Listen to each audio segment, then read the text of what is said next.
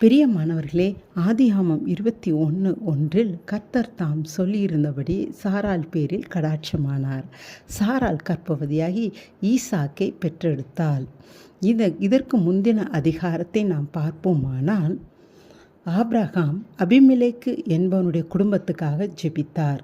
அபிமெலேக்கின் குடும்பத்தார், அவர்களுடைய வேலைக்காரருடைய குடும்பத்தார் வரை எல்லோருடைய கற்பங்களும் அடைக்கப்பட்டிருந்தது. அவங்களுடைய கற்பங்கள் திறக்கும்படியாய் ஆபிரகாம் ஜெபித்தான். ஆபிரகாமின் சத்தத்தை கேட்டு கடவுள் அவங்க எல்லாருடைய கற்பங்களையும் திறந்தார். அவர்கள் மறுபடியும் பிள்ளைகளை பெற்றனர். ஆபிரகாம் மற்றவர்களுக்காக ஜெபித்ததினால் அவன் மனைவி மேல் கர்த்தர் கடாட்சம் வைத்து சாராள் உடனே கற்பந்தரிக்கவும் பிள்ளை பெறும்படியும் அனுக்கிரகம் பண்ணினார். இன்றைக்கும் நாம் மற்றவர்களுக்காக ஜெபிக்கும்போது கடவுள் நம் ஜெபத்தை கேட்டு பதில் தருவார்.